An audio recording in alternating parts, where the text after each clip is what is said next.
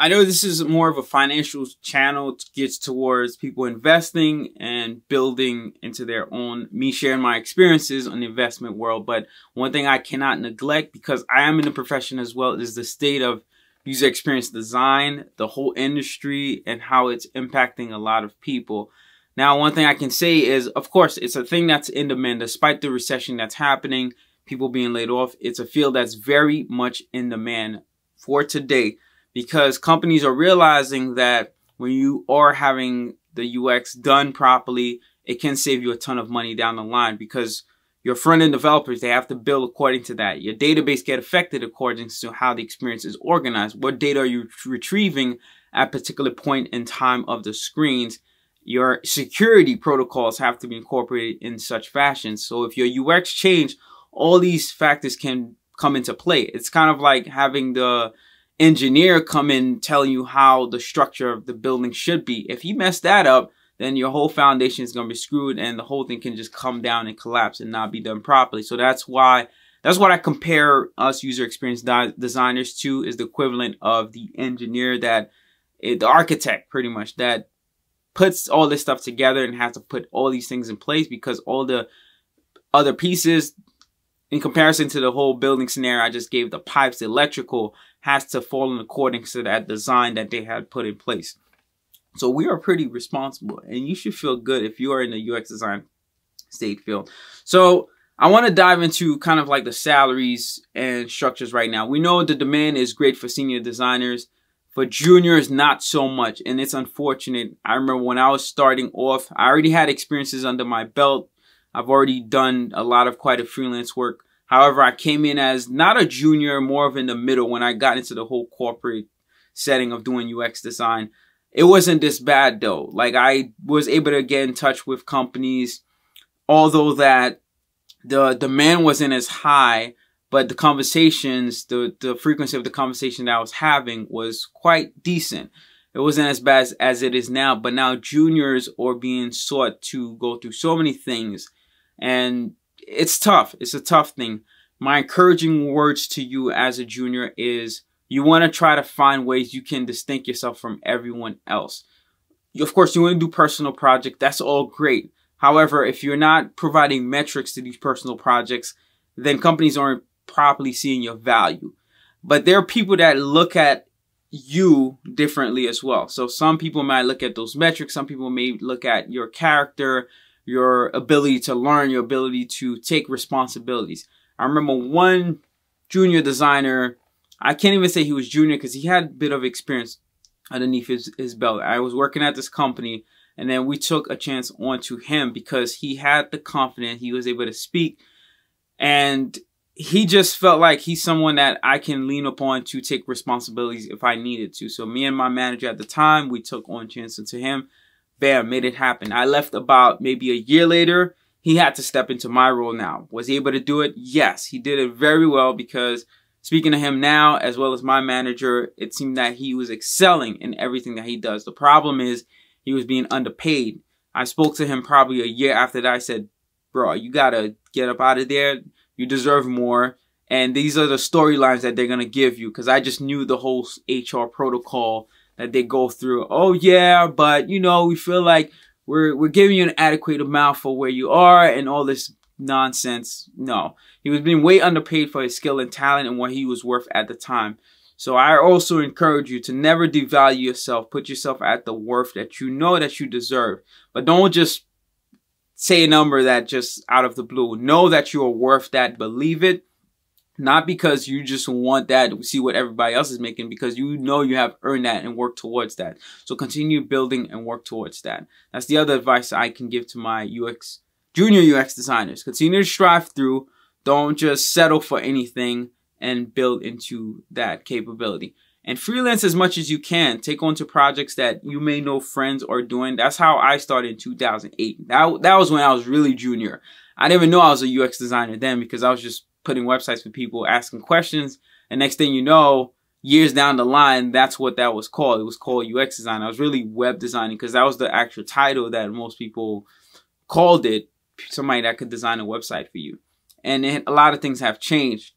when I started, there wasn't a lot of interactive sites that's happening. And then JavaScript, whole jQuery came out a couple years later, back in like 2009, 2010. That's when it was being much heavily used. And I had to vamp up on that. Flash was slowly going away. I was also brought up to the whole Flash world. That's where we did our interactive. But who knew it was going to be extinct? And it's extinct now to the point where that's what we rely on is JavaScript for a lot of the animations, things that are happening.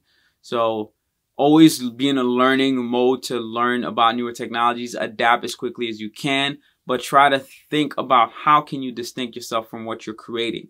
I don't want to look at your portfolio and see that it's the same as everybody else.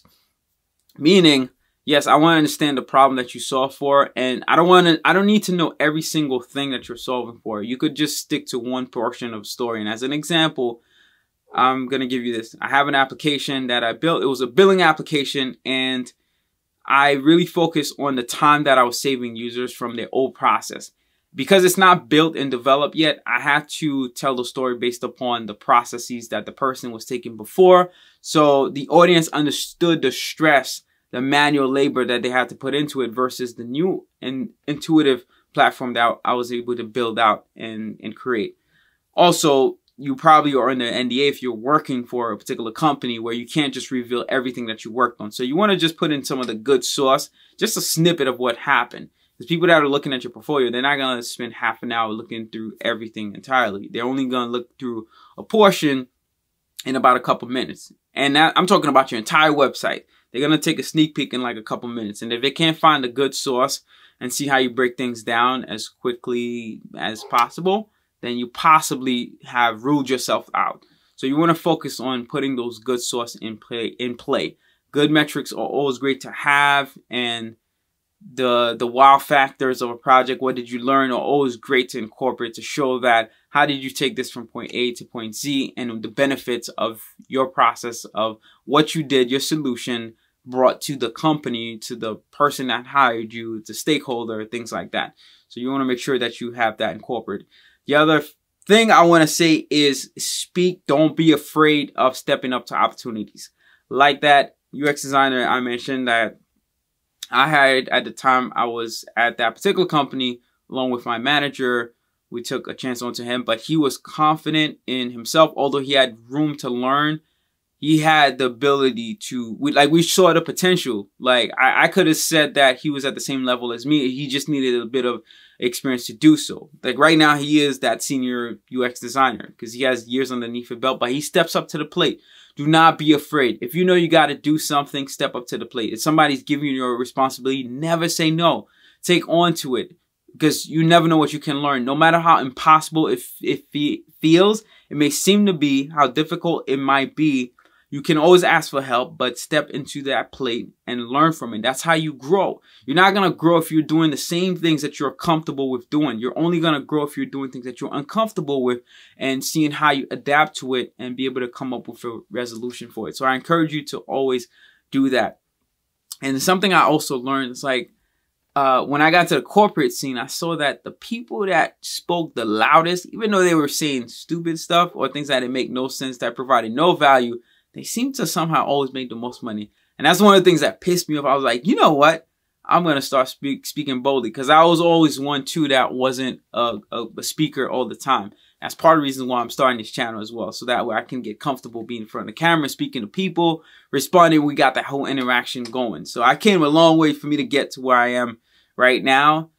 But just know that is an important attribute to have as a UX designer. Be able to communicate, share your ideas, and connect with people to tell the story of what it is that you're doing. It's an essential part of your job because you got to do it pretty much every single day.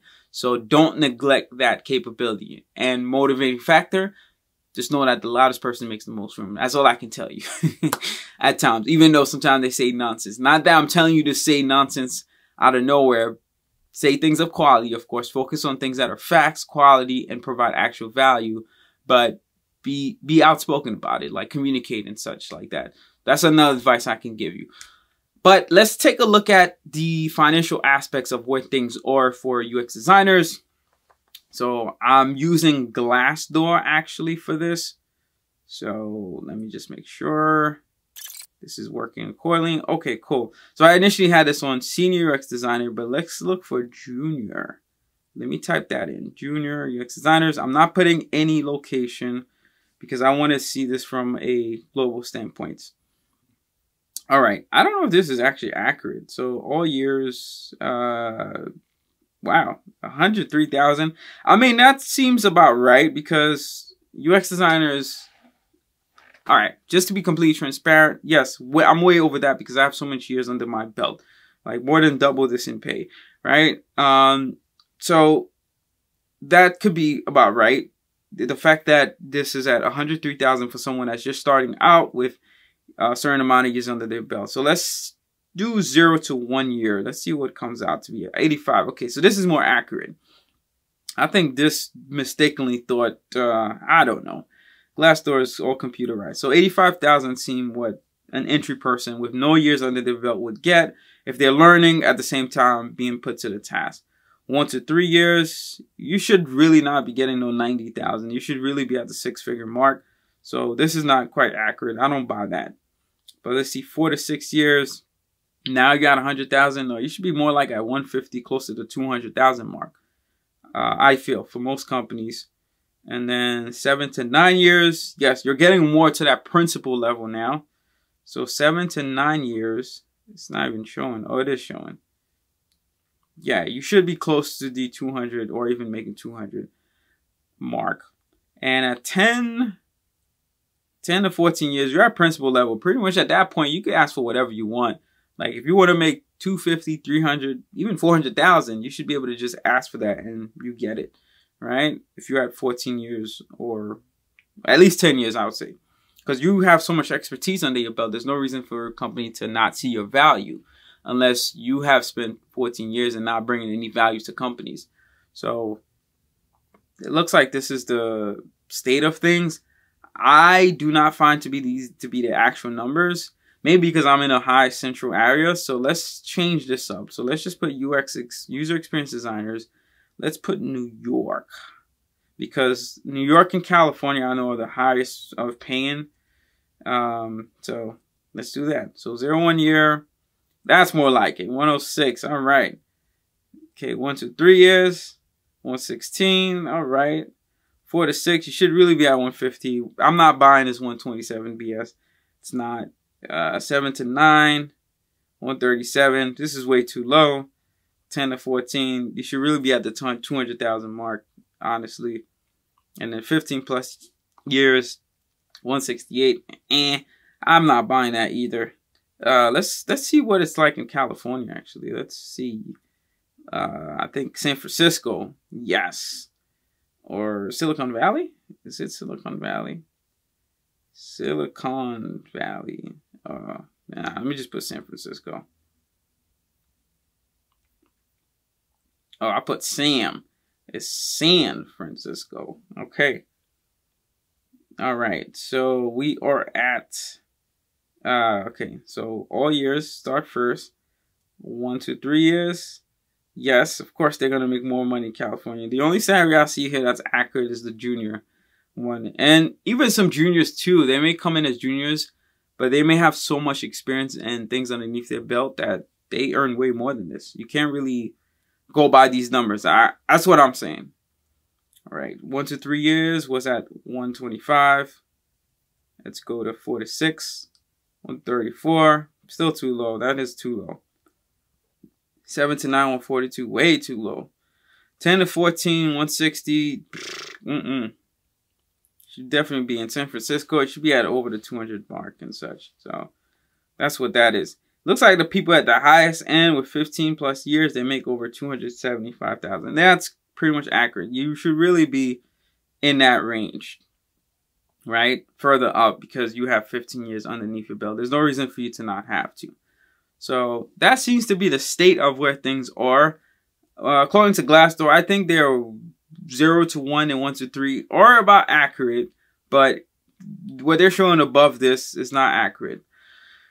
One thing you can also do is look at the ratio revenue of a company's earning as well as the employees that they have. And I did this on one company because I was in talks with them too. And that is called T. Rowe Price. Revenue 2022. Let me see if that comes up.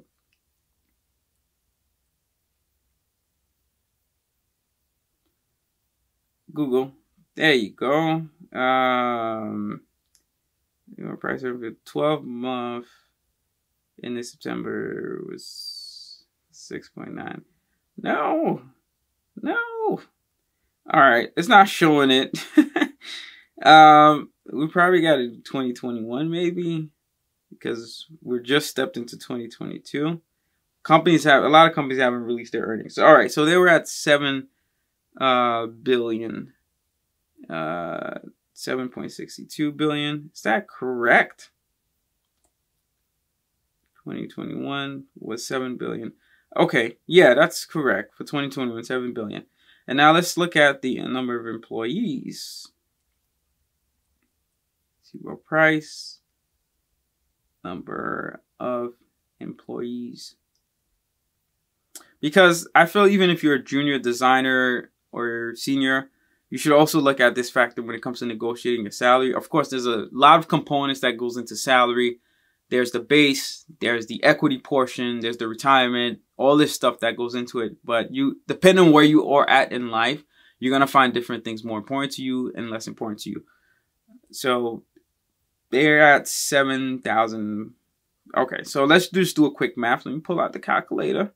Where are you at? Let's just look for calculator.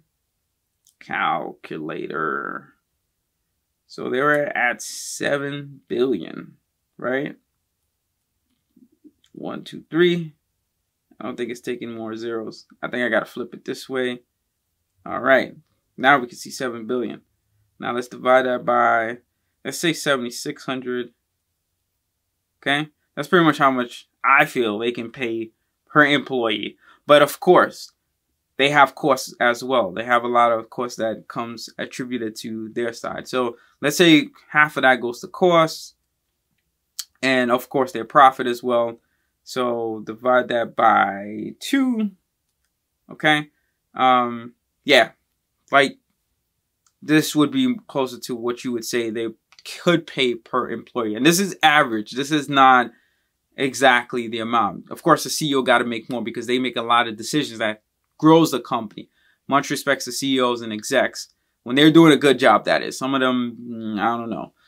And there are jobs that are more in need of the other, that are more in demand, and there's not enough supply for it. Of course, that's going to make people pay more for that, for the quality that you're getting. So you really got to evaluate yourself to see the quality, the uniqueness of yourself, and where you're at financially as well, where you're in need of, to see what works for you. And this is just me running off this number. Doesn't mean this is what you should stick to. There's all these factors that you got to put into play. Like I said, when it comes to salary negotiation, it's not just the base price, but the equity portion, the retirement, and whatever else that they may have in play. So encouragement for junior designers. If you are in the field on the hunt right now, encouragement to you. Just keep going, keep pushing through. Do not neglect the fact of why you're doing this, what you're trying to get to, the life that you want to build you for yourself, and the successes that you're trying to reach. There may be 1 million people running a race, but that does not mean you aren't able to qualify. The state of junior UX design right now, I see it's kind of like #1 rapper breaking into the music business. That's what it's feeling like. And then the people that's been there longest and such, they're the ones that are still in demand. However, there's plenty of great talent out there for junior designers to be explored, and companies are tapping into. My honest opinion is that if you're right now a manager having that capability, maybe of course not get your full roster of people with junior UX designers, but start off small, maybe 10%. Get 10% of the workforce of your design group to start off in that sense, or even 5%. Start off there. And then have one person train under a UX designer, or a few, so that you can build that up. Because at some point, we're going to have to pass on the torch. Like, we're going to get older, we're going to have to retire, and who are we going to pass it on to if we don't have these juniors that are being brought up? And it shouldn't be this hard. Like, I feel it's just so difficult right now for us to be able to bring these people underneath the belt. I wish I had that leverage. I don't have that leverage right now. I am looking, though, to expand my company further. So that way, one day I am able to change those numbers and change those factors. That's something I'm constantly like working around and asking God for wisdom and guidance in terms of how I can do this and actually bridge the gap. However, it's not something I'm super focused on now, but I am advocating for that to happen because I think change starts with us who see something and are actually doing something about it. But even though demand is lower for juniors, higher for seniors, juniors, do not give up. Continue to strive through and find ways you can be unique and learn every single day as much as you can. Take opportunities. Sometimes, yes, you got to work for free, but I don't believe you should be anybody's slaves. So take that to a grain of salt. I have one person I do help and mentor, and there was an offer from a company to just give him purely equity. I don't think that's fair at all. You're having somebody work completely entirely for free. Like me in my state right now, I do have companies that I take interest in, and if I find them valuable enough, then yeah, I'll put in some few hours to do certain work for them because I'm looking at the long-term equity. Right? Sometimes you got to take chances in certain companies, but as a junior designer, if you're starting off, the company could do something, right? Even if they can't pay you $100,000 salary, they could do something in terms of cash and not just leaving you empty-handed and just be like it's pure equity. Because they're in control of the financials, they're in control of the success of the company. You're just responsible for the experience that the user is going to face. So if you do your job good and they do not do their job good, then we all walk away with nothing still, because it's still a fail at the end of the day. It requires everybody at the table to equally contribute. And that's why I feel you should get something anyway. In case they do that, you still have something to walk away with. And I feel like when companies are spending, they take more responsibility into what they're doing. They're more serious about it, and they'll put more effort into their success. That's another reason why you should always ask for what you do. And for my fellow senior UX designers out there, what can I say? Is if you're in that same state as well, when it comes to financials and thinking about your negotiation tactics and things like that, of course, we're in demand. The higher the demand, lower the supply, you charge more. That's just the state of things. And one thing I can say is for those who have been impacted by the layoffs that happen across a lot of tech sectors, be careful of the next one that you get into. That's why you stick to the numbers. Don't just take onto anything, jump into anything. You have to ensure that they're paying your worth, paying what you want. Because I feel if a company is willing to pay you what you want, what your worth is, they have a strong need for you, they're not going to let you go that easy at all whatsoever. Not saying if that happens, they're not going to let you go, because I feel that it happened to me once, where after a year of providing service to a company, they did do that. However, it was in God's plan. It was not in their plan. I don't believe that. God is in complete control. That's who I have my relationship with. That's who's guiding me throughout every step of the way of the opportunities that I stay into for however long I stay into and jump out of. So trusting in God in that sense. But definitely seek guidance in that area when it comes to jumping into your next situation. And ask for that guidance. Ask for that trust and build into that.